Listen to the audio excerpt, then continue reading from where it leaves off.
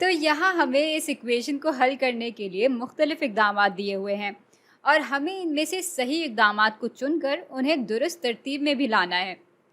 अब हम करेंगे ये कि पहले इस इक्वेशन को ख़ुद ज़रा तसल्ली से हल करेंगे और फिर अपने हल की मदद से हम इन इक़दामात को सही तरतीब में ले आएंगे।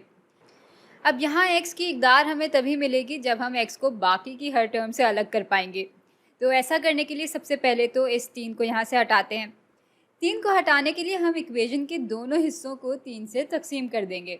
ये दोनों आपस में कट जाएंगे और x जमा 6 का स्क्वायर यूं ही आ जाएगा और ये बराबर होगा 75/3 यानी 25 के।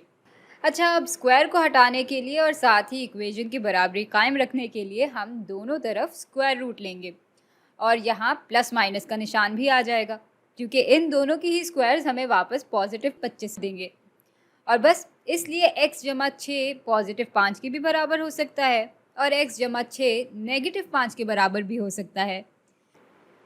इन दोनों को ही हल करने के लिए हमें इक्वेशन के दोनों तरफ से 6 को माइनस करना पड़ेगा। यहाँ फिर x बराबर आ जाएगा 5 - 6 यानी नेगेटिव 1 के और यहाँ x बराबर आ जाएगा नेगेटिव 5 - 6 यानी नेगेटिव 11 के। तो पहले हमने 3 से इक्वेशन को तकसीम किया, फिर हमने इक्वेशन के दोनों हिस्सों का स्क्वायर रूट लिया, फिर हमने इक्वेशन के दोनों हिस्सों से 6 का फ़र्क लिया और इसके बाद हमें x की इक़दार मिल गई। तो हम बस ये 3 इक़दामात इस तरतीब में इस्तेमाल करेंगे इस इक्वेशन को हल करने के लिए।